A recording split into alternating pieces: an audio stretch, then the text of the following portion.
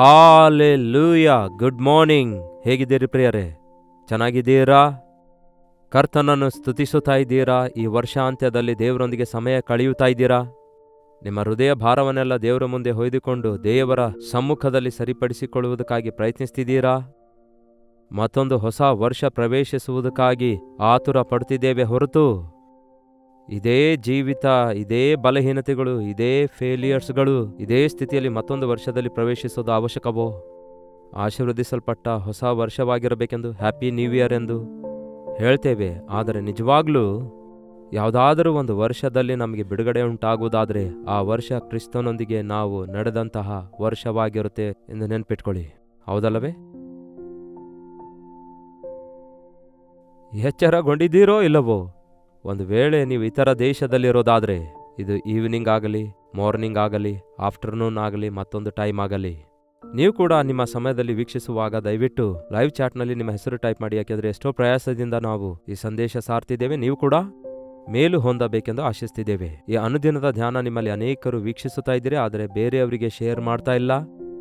ಇತರರಿಗೂ ಕೂಡ ಶೇರ್ ಮಾಡಿರಿ. ಈ ಸೀಸನ್ನಲ್ಲಿ ಕೆಲವು ಮುಖ್ಯವಾದ, ಅಂದರೆ ವರ್ಷದಲ್ಲಿ ಯಾವತ್ತೂ ಧ್ಯಾನಿಸಲಾರದ ಸಂದೇಶಗಳನ್ನು ಈ ಸೀಸನ್ನಲ್ಲಿ ಧ್ಯಾನಿಸುವುದಕ್ಕಾಗಿ ನಮಗೆ ಬೈಬಲ್ನಲ್ಲಿದೆಯಲ್ಲವೇ? ಅದಕ್ಕಾಗಿಯೇ ಮತ್ತಾಯ 1-2 ಅಧ್ಯಾಯಗಳು ಮತ್ತು ಲೂಕನ ಸುವಾರ್ತೆ 1-2 ಅಧ್ಯಾಯಗಳಲ್ಲಿ ಯೇಸುಕ್ರಿಸ್ತನ ಜನನ ವಿಧಾನವನ್ನು ಬರೆಯಲ್ಪಟ್ಟಿರುವ ಸಂದರ್ಭದಲ್ಲಿ ಅನೇಕ ಅಂಶಗಳು ಅಲ್ಲಿವೆ. ಅವುಗಳನ್ನು ನಾವು ಪರಿಶೀಲಿಸ್ತಿದ್ದೇವೆ. ಈ ದಿನವೂ ಕೂಡ ಮತ್ತೊಂದು ವಿಷಯವನ್ನು ಜಾಗ್ರತೆಯಿಂದ ಕೇಳೋಣ, ಎಚ್ಚರಿಸಲ್ಪಡೋಣ. ಚಿಕ್ಕ ಪ್ರಾರ್ಥನೆಯೊಂದಿಗೆ. ಪರಿಶುದ್ಧ ದೇವರೇ, ನಿಮಗೆ ವಂದನೆಗಳು. ಈ ಸಮಯದಲ್ಲಿ ದೇವರೇ, ಮತ್ತೊಮ್ಮೆ ನಮ್ಮೊಂದಿಗೆ ಮಾತನಾಡಿರಿ ಎಂದು ಕ್ರಿಸ್ತನ ನಾಮದಲ್ಲಿ ಬೇಡುತ್ತೇನೆ ತಂದೆಯೇ, ಆಮೇನ್. ಸಾಧಾರಣವಾಗಿ ಈ ಹಬ್ಬ ಬಂದ ಕೂಡಲೇ ಎಲ್ಲರಿಗೂ ಸಂತೋಷ. ಕ್ರಿಸ್ಮಸ್ ಅಂದ ಕೂಡಲೇ ಎಲ್ಲರಿಗೂ ಸಂತೋಷ. ಕೆಲವರಿಗೆ ನಾನು ಹಬ್ಬ ಅಂದ ಕೂಡಲೇ ಸ್ವಲ್ಪ ತೊಂದರೆಯಂತೆ ಅನಿಸಬಹುದು. ಹಬ್ಬಗಳು ಎಲ್ಲಿವೆ? ಬೈಬಲ್ನಲ್ಲಿ ಇಲ್ಲದ ಹಬ್ಬದ ಬಗ್ಗೆ ಹೇಳ್ತೀರಿ ಎಂಬುದಾಗಿ ಕೆಲವರು ವಿವಾದಕ್ಕೊಳಗಾಗೋರು ಇರ್ತಾರೆ. ಪ್ರತಿಯೊಂದಕ್ಕೂ ಅವರು ಏನನ್ನೋಣ, ಸುಮ್ಮನೆ ವಿಮರ್ಶಿಸುವುದಕ್ಕಾಗಿಯೇ ಎನ್ನುವಂಥವರು ಕೆಲವರು ಇದ್ದೇ ಇರುತ್ತಾರೆ. ನೋಡಿ ಪ್ರಿಯರೇ, ಬೈಬಲ್ನಲ್ಲಿರುವಂತಹ ವಿಷಯಗಳಲ್ಲಿ ಕೆಲವು ಆಧ್ಯಾತ್ಮಿಕವಾದ ವಿಷಯಗಳುಂಟು. ಎಲ್ಲ ವಿಷಯಗಳು ಆಧ್ಯಾತ್ಮಿಕವಾಗಿವೆ. ಆದರೆ ಬೈಬಲ್ನಲ್ಲಿ ಇರದೇ ಇರುವಂತಹ ಕೆಲವೊಂದು ಬೈಬಲಿನ ಸಾರಾಂಶದ ಮೇರೆಗೆ ಹಿಂಬಾಲಿಸುತ್ತಿದ್ದೇವೆ. ಉದಾಹರಣೆಗೆ, ಸಿನಿಮಾಗಳನ್ನು ನೋಡಬಾರದು ಎಂಬ ಮಾತು ಬೈಬಲ್ನಲ್ಲಿಲ್ಲ. ಆದರೆ ದೇವರ ಮಕ್ಕಳಾದ ನಾವು ಮೂವೀಸ್ ನೋಡಲು ಹೋಗಲ್ಲ. ಕಾರಣ, ದುಂದೌತಣದಲ್ಲಿ ನೀವು ಪಾಲ್ಗೊಳ್ಳಬಾರದು ಎಂಬುದಾಗಿ ದೇವರ ವಾಕ್ಯ ಹೇಳುವಂಥದ್ದಾಗಿದೆ. ಈ ರೀತಿಯಾಗಿ ಕೆಲವೊಂದು ಸಾರಾಂಶದ ಮೇರೆಗೆ ನಾವು ಈ ಯೇಸು ಕ್ರಿಸ್ತನು ಹುಟ್ಟಿರುವ ದಿನ ಬೈಬಲ್ನಲ್ಲಿ ಇಲ್ಲ, ಆದರೆ ಆತನು ಹುಟ್ಟಿದಾನೆ ಎಂಬ ಸಂಗತಿ, ಜನಿಸಿದಾನೆಂಬ ಸಂಗತಿ ಸ್ಪಷ್ಟವಾಗಿ ಬೈಬಲ್ನಲ್ಲಿದೆ. ಹೌದಲ್ಲವೇ? ಹಾಗಾಗಿ ಆ ಸಂದರ್ಭದಲ್ಲಿ ಕೆಲವೊಂದು ಪ್ರತ್ಯೇಕವಾದ ವಿಷಯಗಳಿವೆ. ಎಲ್ಲರಂತೆ ಜನಿಸಿದಾತನಲ್ಲ ಯೇಸು. ಆತನೇ ಪ್ರತ್ಯೇಕವಾಗಿದ್ದಾನೆ. ಆತನ ಜನನವೂ ಕೂಡ ಪ್ರತ್ಯೇಕವಾದ ವಿಷಯವಾಗಿದೆ. ಯಾಕೆಂದರೆ ಆತನು ಕನ್ಯೆಯಾದ ಮರಿಯಳ ಗರ್ಭದಲ್ಲಿ ಉದ್ಭವಿಸುತ್ತಾರೆ. ಆತನು ರಕ್ಷಕನಾಗಿ ಲೋಕಕ್ಕೆ ಬಂದಿದ್ದಾರೆ ನಿಜವೇ, ಆದರೆ ಆತನ ಜನನ ವಿಧಾನ ನೋಡುವುದಾದರೆ ಆಶ್ಚರ್ಯವಾಗಿರುತ್ತೆ. ಕಡು ಬಡತನದ ಕುಟುಂಬದಲ್ಲಾಗಲಿ, ಇಲ್ಲವೇ ಆ ಜನನವಾದ ನಂತರ ಮಲಗಿಸಿಡುತ್ತಾರೆ, ಮಲಗುವುದಕ್ಕೂ ಸ್ಥಳವಿಲ್ಲದಂತಹ ಸ್ಥಳದಲ್ಲಿ ಆತನು ಜನಿಸಿದ್ದಾನೆ ಎನ್ನುವುದನ್ನು ನಾವು ನೋಡುವಾಗ ಎಷ್ಟು ತಗ್ಗಿಸಿಕೊಂಡಿದ್ದಾರೆಂದು ನಾವು ಗಮನಿಸಬಹುದು. ಹೀಗೆ ಹೇಳ್ತಾ ಹೋಗೋದಾದರೆ ಎಷ್ಟೋ ಜನರಿಗೆ, ಅಂದರೆ ಮರಿಯಳು ಯೋಸೇಫರಿಗೆ ಒಂದು ಕಡೆ ಬಹಳ ಒತ್ತಡ, ಹಾಗೆಯೇ ಅವರಿಗೆ ಎಷ್ಟೋ ಬಾಧೆ, ಭಾರ. ಅದೇ ಸಮಯದಲ್ಲಿ ಲೋಕ ರಕ್ಷಕನಿಗೆ ನಾವು ಸ್ಥಳ ಕೊಟ್ಟಿದ್ದೇವೆ, ನನ್ನ ಗರ್ಭವನ್ನು ಕೋರಿಕೊಂಡಿದ್ದಾರೆ, ನಮ್ಮ ಮನೆತನ ಆರಿಸಿಕೊಂಡ್ರೆಂಬ ಆನಂದ ಅವರಿಗಿತ್ತು. ಹಾಗೆ ಕುರಿಕಾಯುವ ಕುರುಬರಿಗೆ ಆ ವಾರ್ತೆ ತಿಳಿಸಿದಾಗ ಅವರು ಸಂತೋಷದಿಂದ ಹೋದರೆಂದು ವಾಕ್ಯ ಹೇಳುತ್ತೆ. ಹಾಗೆ ಜ್ಞಾನಿಗಳು ಕೂಡ ಯೇಸುಕ್ರಿಸ್ತನ ಕುರಿತು ಕೇಳಿದಾಗ ಅತ್ಯಾನಂದ ಭರಿತರಾದರು. ಅದೇ ಸಂದರ್ಭದಲ್ಲಿ ಮತ್ತೊಬ್ಬ ವ್ಯಕ್ತಿ ಇದ್ದ. ಅವನ ಹೆಸರು ಹೇರೋದನು. ಹೇರೋದನಿಗೆ ಯೆಹೂದ್ಯರ ಅರಸನಾಗಿರುವ ಯೇಸುಕ್ರಿಸ್ತನು ಹುಟ್ಟಿದಾನೆಂದು ವಿಷಯ ಕೇಳಿಸಲ್ಪಟ್ಟಾಗ ಎದ್ದು ಕುಣಿದಾಡಲಿಲ್ಲ, ಆನಂದಿಸಲಿಲ್ಲ, ಹೋಗಿ ಕೂಡ ನೋಡಲಿಲ್ಲ. ಬೈಬಲ್ನಲ್ಲಿ ಒಂದು ಮಾತು ಬರೆಯಲಾಗಿದೆ, ಅವನು ಕಳವಳಗೊಂಡನೆಂದು. ಮತ್ತಾಯನ ಸುವಾರ್ತೆ 2ನೇ ಅಧ್ಯಾಯ 3ನೇ ವಚನ ನೋಡಿ. ಹೆರೋದನು ಈ ವಿಷಯವನ್ನು ಕೇಳಿದ ನಂತರ ಅವನು, ಅವನ ಸಂಗಡ ಯೆರೂಸಲೇಮಿನಲ್ಲಿದ್ದವರೆಲ್ಲರೂ ಕಳವಳಗೊಂಡರು. ಈ ಅನುಭವ ಕಳವಳ ಪಡುತ್ತಾ ಇದ್ರು. ಯೇಸುಕ್ರಿಸ್ತನ ಕುರಿತಾಗಿ ಬೋಧಿಸುತ್ತಾ ಇರುವಾಗ, ಯೇಸುಕ್ರಿಸ್ತನ ನಾಮವನ್ನು ಮಹಿಮೆ ಪಡಿಸುತ್ತಿರುವಾಗ ಯೇಸು ಕ್ರಿಸ್ತನ ಕುರಿತು ಹೆಚ್ಚಿಸುತ್ತಿರುವಾಗ, ಆತನ ನಾಮದಲ್ಲಿರುವ ಶಕ್ತಿಯನ್ನು ಬಯಲುಪಡಿಸುತ್ತಾ ಇರುವಾಗ, ಆತನ ಸುವಾರ್ತೆ ಪ್ರಕಟಿಸುತ್ತಿರುವಾಗ ಯಾಕೆ ಪ್ರಿಯರೇ ಮನುಷ್ಯರಿಗೆ ಬಹಳ ಕಳವಳ ಆಗುತ್ತೆ? ಯಾಕೆ ಮನುಷ್ಯರು ಕೋಪಗೊಳ್ಳುತ್ತಾರೆ? ಯಾಕೆ ಮನುಷ್ಯರು ತಿರುಗಿ ಬೀಳುತ್ತಾರೆ? ಯಾಕೆ ಮನುಷ್ಯರು ಸುವಾರ್ತೆ ಪ್ರಕಟಿಸುವಂಥವರನ್ನು ದ್ವೇಷಿಸುತ್ತಾರೆ? ಯೇಸುವೇ ರಕ್ಷಕನು ಅಂದ ಕೂಡಲೇ ಬಾಯಿ ಮುಚ್ಚು ಎನ್ನುವಂಥವರು ಅನೇಕರಿದ್ದಾರಲ್ಲವೇ? ಯಾಕೆ ಈ ಯೇಸು ಕ್ರಿಸ್ತನು ಯಾರಿಗಾದರೂ ಅನ್ಯಾಯ ಮಾಡಿದಾರೋ, ಯಾರಿಗಾದರೂ ಹೊಡೆದಿದ್ದಾರೋ, ಬೈದಿದ್ದಾರೋ, ಶಪಿಸಿದ್ದಾರೋ, ಕಾಲೇನಾದರೂ ಮುರಿದು ಬಿಟ್ಟರೋ? ಇಲ್ಲ ಪ್ರಿಯರೇ, ಬದಲಿಗೆ ಕುಂಟರಿಗೆ ಕಾಲು ಕೊಟ್ಟರು. ಆತನು ಕುರುಡರಿಗೆ ಕಣ್ಣು ಕೊಟ್ಟನೇ ಹೊರತು ಕಣ್ಣುಗಳನ್ನು ಕಿತ್ತು ಹಾಕಲಿಲ್ಲ. ನೋಡಿ, ಉಪಕಾರ ಮಾಡುವಂತಹ ಯೇಸು ಉಪಕಾರಗಳನ್ನು ಮಾಡುತ್ತಾ ಹಳ್ಳಿ ಪಳ್ಳಿಗಳಲ್ಲಿ ತಿರುಗಾಡಿದ್ರು. ಅದೇನೋ ಯೇಸು ಕ್ರಿಸ್ತನನ್ನಾಗಲಿ ಯೇಸುವನ್ನು ನಂಬಿದವರನ್ನಾಗಲಿ ಲೋಕದಲ್ಲಿ ದ್ವೇಷಿಸ್ತಾರೆ. ಲೋಕಾಧಿಕಾರಿಯಾದ ಸೈತಾನನ ಹತೋಟೆಯಲ್ಲಿರುವವರಿಗೆ ಕಳವಳ ಉಂಟಾಗುತ್ತೆ. ಹೆರೋದನು ಇಲ್ಲಿ ನಿರಂಕುಶನು, ಹೆರೋದನು ಒಬ್ಬ ಮೂರ್ಖನು, ಹೆರೋದನು ಒಬ್ಬ ವ್ಯಭಿಚಾರಿ. ಹೆರೋದನಿಗೆ ಯಾರಾದರೂ ಅವನ ಪಾಪ ದೋಷ ಎತ್ತಿ ತೋರಿಸಿದ್ರೆ ಸುಮ್ಮನೆ ಇರ್ತಾ ಇರಲಿಲ್ಲ. ಅಂತಹ ಘೋರ ಸ್ಥಿತಿಯಲ್ಲಿದ್ದಂಥವನಿಗೆ ಯೆಹೂದ್ಯರ ರಾಜನು ಹುಟ್ಟಿದಾನೆ ಅಂದ ಕೂಡಲೇ ನಾನೇ ರಾಜನು, ಮತ್ತೊಬ್ಬ ರಾಜ ಇರಬಾರದು ಅಂದುಕೊಂಡ. ನೋಡಿದ್ರ, ನಾನೇ ಎನ್ನುವಂಥದ್ದು ಎಷ್ಟು ಭಯಂಕರವಾಗಿದೆ ಗೊತ್ತಾ? ಯಾವಾಗಲೂ ನೀವೇನಾ? ಎಲ್ಲದಕ್ಕೂ ನೀವೇನಾ? ಪ್ರತಿಯೊಂದಕ್ಕೂ ನೀವೇನಾ? ಅದೇ ಅಲ್ಲವೋ ಮನುಷ್ಯರ ಆಲೋಚನೆ ಇರೋದು ಈ ದಿನ. ನನಗೇ ಬೇಕು. ಚಿಕ್ಕ ಮಕ್ಕಳನ್ನು ನೋಡಿರಿ, ಚಿಕ್ಕ 2 ಗೊಂಬೆ ಇದ್ರೆ 2 ಗೊಂಬೆ ನನಗೇ ಬೇಕು ಅನ್ನುತ್ತೆ ಒಂದು ಮಗು. ನನಗೇ ಬೇಕು, ಇದು ನನ್ನದು ನನ್ನದು ನನ್ನದು ಅನ್ನುತ್ತೆ. ಯಾವಾಗ ನಿಮ್ಮೊಳಗಡೆ ಇರುವ ಸ್ವಾರ್ಥವನ್ನು ನೀವು ಬಿಟ್ಟು ಬಿಡುತ್ತೀರೋ ಆವಾಗಲೇ ಕ್ರಿಸ್ತನಲ್ಲಿ ನೀವು ಆನಂದಿಸಬಹುದು. ನೀವು ನನ್ನದು ಎಂಬ ಅಹಂಭಾವ ಮುರಿಯಲಾರದೆ ಯೇಸು ಎಂಬ ಪದವನ್ನು ನಿಮ್ಮ ಬಾಯಿಂದ ನೀವು ಉಚ್ಚರಿಸಲಿಕ್ಕಾಗೋದಿಲ್ಲ. ಪರಿಶುದ್ಧನಾದ ಪೌಲನು ಹೇಳ್ತಾನೆ, ನಾಟ್ ಐ ಬಟ್ ಕ್ರೈಸ್ಟ್, ನಾನು ಅಲ್ಲ ಕ್ರಿಸ್ತನಲ್ಲಿ ಜೀವಿಸುತ್ತಿದ್ದೇನೆ. ನಾನು ತಗ್ಗಿಸಲ್ಪಡಬೇಕು, ಆತನು ಹೆಚ್ಚಿಸಲ್ಪಡಬೇಕು ಅನ್ನುತ್ತಾನೆ ಸ್ನಾನಿಕನಾದ ಯೋಹಾನನು. ನಾನು ತಗ್ಗಿಸಲ್ಪಡಬೇಕು, ಆತನು ಹೆಚ್ಚಿಸಲ್ಪಡಬೇಕು ಅನ್ನುತ್ತಾನೆ. ನಾನೇ ಹೆಚ್ಚಿಸಲ್ಪಡಬೇಕು, ನಾನೇ ಘನತೆ ಹೊಂದಬೇಕು ಅಂದುಕೊಳ್ಳುವವನಿಗೆ ಯೇಸುವಿನ ಮಾತಾಗಲಿ ಯೇಸು ಅಂದ ಕೂಡಲೇ ಕಳವಳ ಉಂಟಾಗುತ್ತೆ. ಹೆರೋದನಿಗೆ ಕಳವಳ ಉಂಟಾಯಿತು. ಈ ಕ್ರಿಸ್ಮಸ್ ದಿನಮಾನಗಳಲ್ಲಿ ಕಳವಳಗೊಳ್ಳುತ್ತಾ ಇದ್ದೀರೋ? ಬಹಳಷ್ಟು ಜನರ ಮನೆಯಲ್ಲಿ ಹಬ್ಬದ ಹೆಸರು ಹೇಳಿ ಜಗಳವಾಡುತ್ತಾರೆ. ಏನೋ ಒಂದು ಸೀರೆ ಕೊಂಡುಕೊಳ್ಬೇಕು, ಬಂಗಾರ ಕೊಂಡುಕೊಳ್ಬೇಕು, ಹೋಮ್ ಅಂದರೆ ಮನೆ ಡೆಕೋರೇಟ್ ಮಾಡಿಕೊಳ್ಬೇಕು, ಬಂಧುಗಳ ಮನೆಗೆ ಹೋಗಬೇಕು, ಕೇಕ್ ಕೊಂಡುಕೊಳ್ಬೇಕು, ಇವುಗಳ ವಿಷಯದಲ್ಲಿ ಆಲೋಚಿಸ್ತಿದ್ದಾರೆ ಹೊರತು ಏನದು? ತಿನ್ನೋದು, ಕುಡಿಯೋದು, ಕುಣಿದಾಡುವುದು ಲೋಕದಲ್ಲಿ ಹಬ್ಬಕ್ಕೆ ಇರುವ ಅರ್ಥವಾಗಿದೆ. ಆದರೆ ಯೇಸು ಕ್ರಿಸ್ತನನ್ನು ಅರಿತವರಿಗೆ ಹಬ್ಬ ಅಂದರೆ ಕರ್ತನಲ್ಲಿ ಆನಂದಿಸುವಂಥದ್ದಾಗಿದೆ, ಉಪವಾಸವಿದ್ದು ಪ್ರಾರ್ಥಿಸುವಂಥದ್ದಾಗಿದೆ, ದೇವರನ್ನು ಹೃದಯಪೂರ್ವಕವಾಗಿ ಸ್ತುತಿ ಸಲ್ಲಿಸುವಂಥದ್ದಾಗಿದೆ, ದೇವರು ನಮ್ಮ ಮೇಲೆ ಪೂರ್ಣ ಅಧಿಕಾರ ಚಲಾಯಿಸುವಂತೆ ಒಪ್ಪಿಸಿಕೊಡುವಂಥದ್ದಾಗಿದೆ. ಆಲೋಚಿಸಿ ನೋಡಿರಿ, ನಿಮ್ಮ ಜೀವಿತದಲ್ಲಿ ನೀವೇ ರಾಜನಾಗಿದ್ದೀರೋ ಅಥವಾ ನಿಮ್ಮ ಹೃದಯದಲ್ಲಿ ಕ್ರಿಸ್ತನನ್ನು ರಾಜನನ್ನಾಗಿ ಅಂಗೀಕರಿಸಿದ್ದೀರೋ?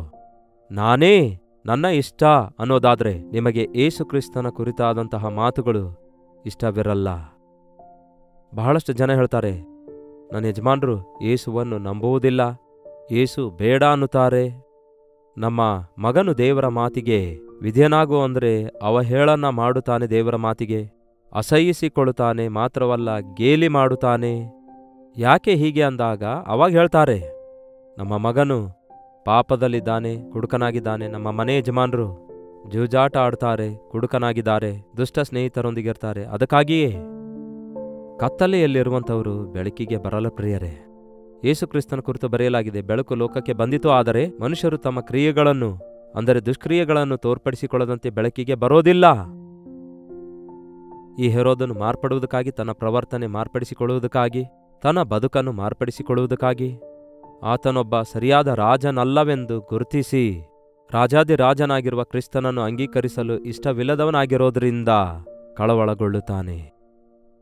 ಈ ಡಿಸೆಂಬರ್ ತಿಂಗಳು ಒಂದು ಕಳವಳದ ತಿಂಗಳಾಗಿ ಪ್ರತಿದಿನ ಒಂದಲ್ಲ ಒಂದು ಕಲಹೆ ಇಟ್ಕೊಂಡು, ಜಗಳ ಇಟ್ಕೊಂಡು, ನನ್ನದು ನಿನ್ನದು ಅನ್ನುತ್ತಾ, ನನಗೆ ಎಲ್ಲವೂ ಬೇಕು ಅನ್ನುತ್ತಾ ಸಣ್ಣ ಸಣ್ಣ ವಿಷಯಗಳಿಗಾಗಿ ನಿಮ್ಮ ಮನೆಯಲ್ಲಿ ಜಗಳವಾಗ್ತಿವೆಯಾ?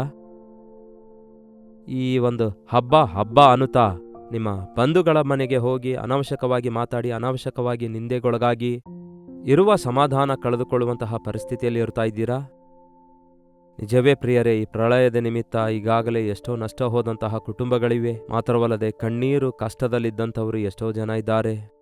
ಇನ್ನು ಅನೇಕರು ಚೇತರಿಸಿಕೊಳ್ಳಲಾರದ ಸ್ಥಿತಿಯಲ್ಲಿದ್ದಾರೆ. ಅಂತಹ ಸ್ಥಿತಿಯಲ್ಲಿದ್ದಂಥವರಿಗೆ ಶುಭವರ್ತಮಾನವನ್ನು ದೇವರು ಕೊಡ್ತಿದ್ದಾರೆ. ನಾನಿದ್ದೇನೆ, ನೀವು ಕಳೆದುಕೊಂಡಿರುವುದನ್ನು ತಿರುಗಿ ಕೊಡ್ತೇನೆ ಎಂದು ಹೇಳಿದ ಕರ್ತನಲ್ಲಿ ನಾವು ನಂಬಿಕೆ ಇಟ್ಟು ನನ್ನನ್ನು ವಿಮೋಚಿಸುವ ರಕ್ಷಕನು ಹುಟ್ಟಿದ್ದಾನೆ, ಆತನೇ ನನ್ನೊಂದಿಗಿರ್ತಾನೆ, ದೇವರು ನನಗಿದ್ದಾರೆ ಎಂದು ಯೋಚಿಸಿ ಆತನಲ್ಲಿ ಆನಂದಿಸುವುದನ್ನು ಕಲಿಯಬೇಕೇ ಹೊರತು ಲೋಕ ರೀತಿಯಾದ ಆಚಾರಗಳಿಗಾಗಲಿ ಪದ್ಧತಿಗಳಿಗಾಗಲಿ ಏನೋ ಒಳ್ಳೆ ಕಾಯರ್ ಸಿದ್ಧ ಮಾಡಿದ್ದೇವೆಂಬುದಾಗಲಿ ಎಲ್ಲರೂ ಸೇರಿ ಹಾಡು ಹಾಡೋಣ ಎಂಬುದಾಗಿ ಆ ಕಾಯರ್ ವಿಷಯದಲ್ಲಿ ಕೂಡ ಜಗಳ ಆಡುವುದನ್ನು ನಾನು ನೋಡ್ತೇನೆ.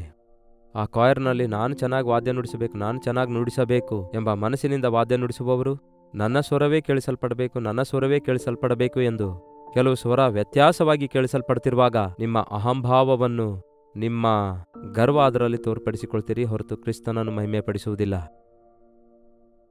ಹುಚ್ಚುಚ್ಚಾದ ಹಾಡುಗಳು ದೇವರಿಗಿಷ್ಟವಿರಲ್ಲ. ಹೃದಯಾಂತರಾಳದಿಂದ ಕರ್ತನನ್ನು ಆರಾಧಿಸುವಂತಹ ಹಾಡುಗಳು ಹಾಡೋಣ. ಆ ಹಾಡುಗಳ ಮೂಲಕ ಯೇಸುವೇ ರಕ್ಷಕನು ಎಂಬ ಸಂಗತಿ ಲೋಕಕ್ಕೆ ತಿಳಿಯಪಡಿಸೋಣ. ಅದೇ ಸಮಯದಲ್ಲಿ ಅನವಶ್ಯಕವಾದ ಕಳವಳಗಳಿಗೆ, ಗೊಂದಲಕ್ಕೆ, ಭಯಕ್ಕೆ, ಅನವಶ್ಯಕವಾದ ವಿಷಯಗಳಿಗೆ ಯಾವ ಪ್ರಾಮುಖ್ಯತೆ ಕೊಡದೆ ದೇವರ ವಾಕ್ಯದಲ್ಲಿ ಆನಂದಿಸೋಣ. ದೇವರ ಸನ್ನಿಧಿಯಲ್ಲಿ ಆತನನ್ನು ಸ್ತುತಿಸೋಣ. ಈ ಹೆರೋದನು ಕಳವಳಗೊಳ್ಳುತ್ತಾನೆ. ಎಲ್ಲಿ ಕ್ರಿಸ್ತನು ಹುಟ್ಟಿದಾನೆಂದು ತಿಳ್ಕೊಳ್ತಾನೆ. ಎಲ್ಲಿ ಹುಟ್ಟಿದಾನೆಂದು ತಿಳಿದುಕೊಂಡಿರುವ ಶಾಸ್ತ್ರಿಗಳು ಅವನ ಹತ್ತಿರವೇ ಇದ್ರು. ಅವರು ನೋಡಿ ಹೇಳಿದ ನಂತರವೂ ಕೂಡ ಅವರು ಹೇಳಿದಾಗ ಎಲ್ಲಿ ಯೆಹೂದ್ಯರ ಅರಸನು ಹುಟ್ಟಿದ್ದಾನೆ ಎಂದು ಅವನು ತಿಳಿದುಕೊಂಡಾಗ ಆ ಒಂದು ಕ್ಷಣ ಮಾತ್ರದಲ್ಲಿ ರಾಜನು ಮನಸ್ಸು ಮಾಡಿದ್ರೆ ಏನು ಬೇಕಾದರೂ ಮಾಡ್ಬೋದಿತ್ತು. ಹೋಗಿ ಅವರನ್ನು ಕರ್ತರ್ಬೋದಿತ್ತು. ಹೋಗಿ ಆತನು ಎಲ್ಲಿದ್ದಾನೋ ಅಲ್ಲಿ ಎನ್ಕ್ವೈರಿ ಮಾಡಿಸ್ಬೋದಿತ್ತು.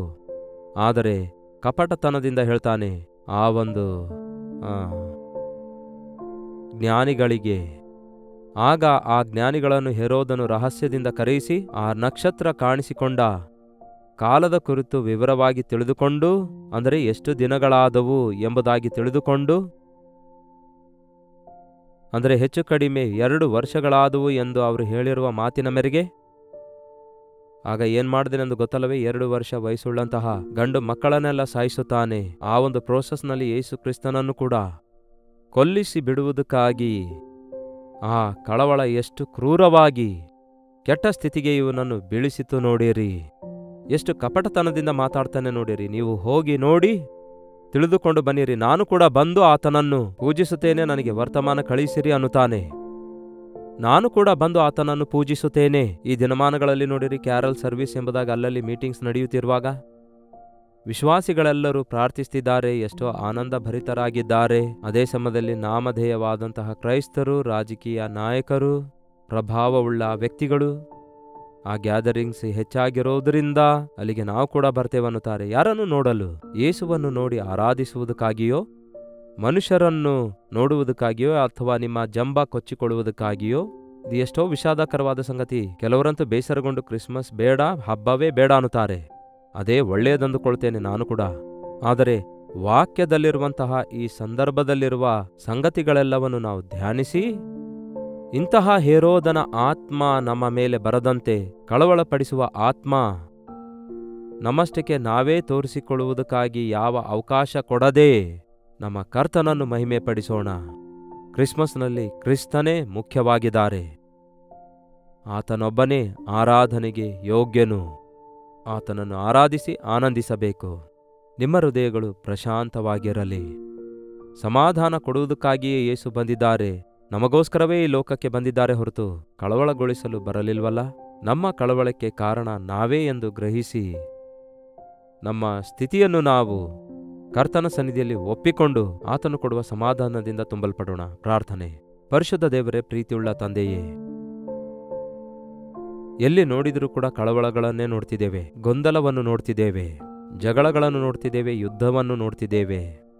ದೇವರ ನಾಮದಲ್ಲೂ ಕೂಡ ಪೈಪೋಟಿ ಪಡುವ ಸ್ವಭಾವವನ್ನು, ಅಸೂಯೆ ಪಡುವ ಸ್ವಭಾವವನ್ನು ಈ ಹಬ್ಬದ ಸಂದರ್ಭದಲ್ಲಿ ಯಾವ್ಯಾವ ಸ್ಥಳದಲ್ಲಿ ಇಂತಹ ದುರಾತ್ಮಗಳು ಇಣಿಕಿ ನೋಡ್ತಿವೆಯೋ ಇಂತಹ ಹೇರೋದನ ಆತ್ಮವನ್ನು ಬಂಧಿಸಿ ಪರಿಶುದ್ಧಾತ್ಮ ದೇವರ ಸನ್ನಿಧಿಯೊಂದಿಗೆ ನಾವೆಲ್ಲರೂ ನಮಗೋಸ್ಕರ ಬಂದಿರುವಂತಹ ನಿಮ್ಮಲ್ಲಿ ಆನಂದಿಸುವಂತೆ ಸಹಾಯ ಮಾಡಿರಿ.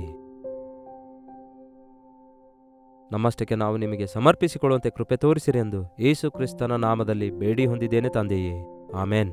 ತಂದೆಯಾದ ದೇವರ ಪ್ರೀತಿಯು, ಮಗನಾಗಿರುವ ಕ್ರಿಸ್ತನ ಕೃಪೆಯೂ, ಆದರಣೆ ಕರ್ತನಾದ ಪವಿತ್ರಾತ್ಮನ ಸಹವಾಸವು ಕೂಡಿ ಬಂದಿರುವ ನಮ್ಮೆಲ್ಲರ ಸಂಗಡ ಇಂದಿಗೂ ಸದಾಕಾಲಕ್ಕೂ ನೆಲೆಯಾಗಿರಲಿ. ಆಮೇನ್. ದೇವರಿಗೆ ಸ್ತೋತ್ರ. ನಿಮ್ಮ ಪ್ರಾರ್ಥನಾ ಮನವಿಗಳನ್ನು 8939731313 ನಂಬರ್ಗೆ, ಒಂದು ವೇಳೆ ಇತರ ದೇಶದಿಂದಲೂ ಸಹ ವೀಕ್ಷಿಸುವುದಾದರೆ ಇದೇ ನಂಬರಿಗೆ ನಿಮ್ಮ ಮನವಿ ಒಂದು ಟೆಕ್ಸ್ಟ್ ಇಲ್ಲವೇ ವಾಯ್ಸ್ ಮೆಸೇಜ್ ಮೂಲಕ ವಾಟ್ಸಪ್ ಕಳಿಸಿಕೊಡಿರಿ. ನಿಮಗಾಗಿ ಪ್ರಾರ್ಥಿಸ್ತಿದ್ದೇವೆ. ನೀವು ಕೂಡ ಪ್ರಾರ್ಥಿಸಿರಿ, ಆವಾಗಲೇ ದೇವರು ನಮ್ಮೆಲ್ಲರಿಗೆ ತಪ್ಪದೇ ಉತ್ತರಿಸುತ್ತಾರೆ. ಈ ವರ್ಷಾಂತ್ಯದಲ್ಲಿ ನಾವು ಪ್ರತಿದಿನ ಪ್ರತಿ ಕ್ಷಣ ಸದುಪಯೋಗ ಮಾಡಿಕೊಂಡು ಕರ್ತನಲ್ಲಿ ಆನಂದಿಸೋಣ. ನಮ್ಮನ್ನು ನಾವು ಸಿದ್ಧಪಡಿಸಿಕೊಂಡು ಕರ್ತನಿಗೆ ಸಮರ್ಪಿಸಿಕೊಳ್ಳೋಣ. ದೇವರ ಚಿತ್ತವಿರುವುದಾದರೆ ಅತಿ ಬೇಗನೆ ಮತ್ತೊಂದು ಹೊಸ ವರ್ಷದಲ್ಲಿ ದೇವರ ಪ್ರಣಾಳಿಕೆಯಲ್ಲಿ ಮುಂದಕ್ಕೆ ಸಾಗೋಣ. ಕರ್ತನ ಚಿತ್ತವಿರುವುದಾದರೆ ಮತ್ತೆ ನಾಳೆ ಬೆಳಗ್ಗೆ ಇದೇ ಅನುದಿನದ ಧ್ಯಾನ ಎಂಬ ಕಾರ್ಯಕ್ರಮದಲ್ಲಿ ಭೇಟಿಯಾಗೋಣ. ಅಲ್ಲಿವರೆಗೂ ದೇವರ ಮಹಾಕೃಪೆ ನಿಮ್ಮೆಲ್ಲರೊಂದಿಗಿರಲಿ.